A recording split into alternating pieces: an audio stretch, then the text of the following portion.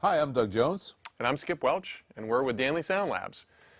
In this video, we're going to have a look at the SH60 versus the SM60 and what makes them different. Yeah, we get asked this all the time because we make two lines of loudspeakers with similar numbers and similar names, and we understand it can be confusing.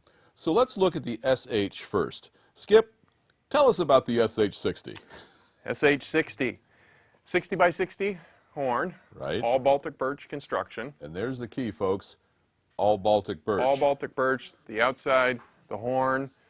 We have two 12-inch low-frequency drivers, 4 mid-range drivers, and a 1-inch compression driver.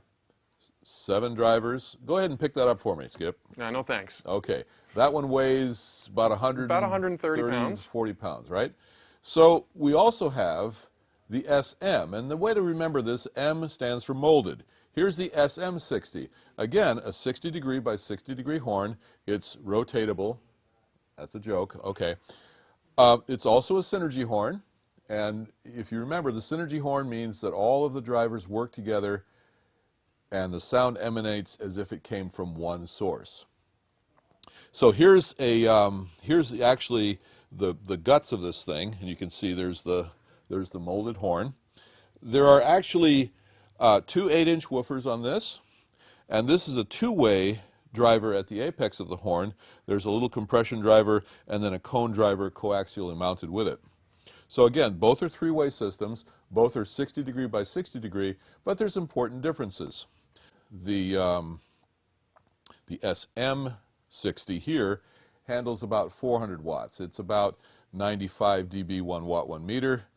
This, the SH60, handles about 1,000 watts, maybe a little bit more, and it's about 100 dB 1 watt 1 meter.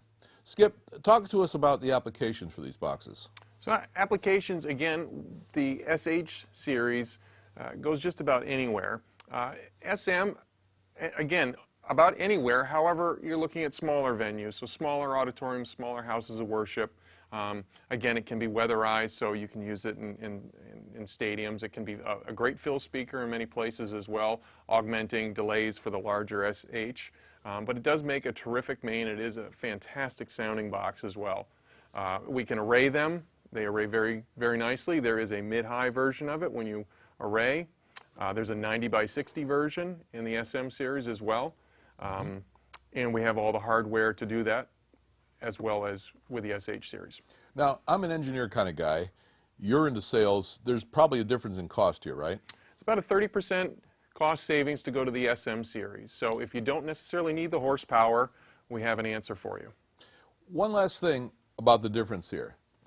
With horns, size matters. The larger horn of the SH series is going to control where the sound goes down to a lower frequency. So that's one of the compromises you're making going to a smaller horn. They're both great sounding horns. The thing is that as you go down in frequency, the smaller horn will lose the ability to control that pattern. That's due to the nature of physics. Those are the rules. We don't make those up. We just have to follow them. They're not the suggestions of physics, right? Exactly. Okay. I hope that answers your questions about the difference between the SM and the SH. Until next time, I'm Doug Jones. And I'm Skip Welch. Thanks a lot. If you think this is easy, come on up. wait to Europe here. It all changes. It all changes on this side of the lights. Yeah, it really does.